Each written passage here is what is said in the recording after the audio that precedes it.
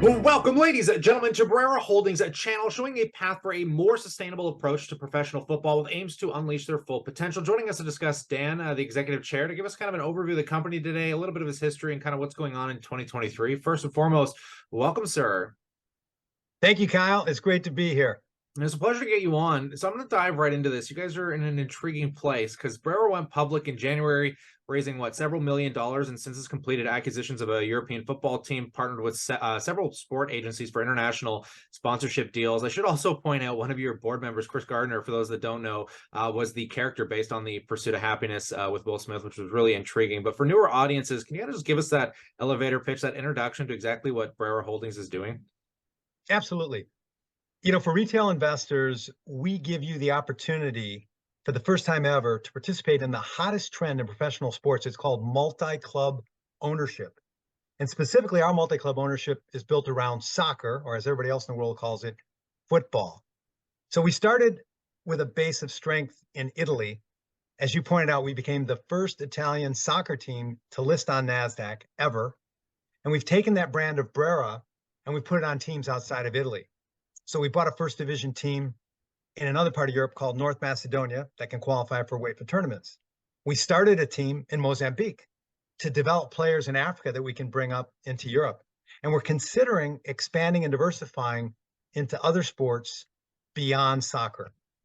So this is the first time that a retail investor can buy not one, not two, but 3 different clubs at once and participate in the growth, diversification, and upside from being involved in the professional sports industry.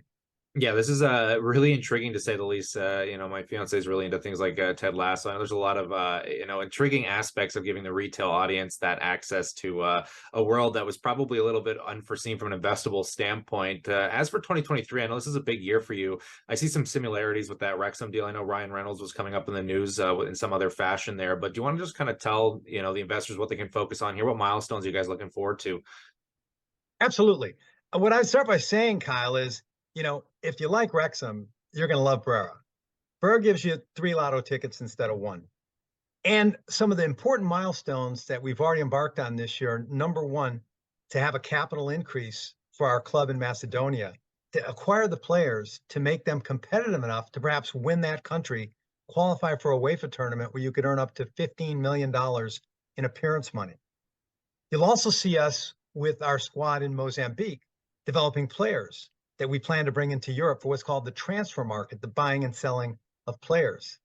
And finally, you're going to see us consider strongly diversifying into other professional sports. We have our eye on things like women's volleyball, perhaps even American football. And don't be surprised if you see us diversifying by making strategic investments, minority investments in other leading soccer teams worldwide. Awesome. I want to roll back a little bit here. As intriguing as all of this is, I got to ask you, what kind of led up to that history for you that gave you that aha moment to kind of get involved with Brera here and, get into the public markets? Well, I'm wearing the Brera scarf here, and I've been doing so for a long time.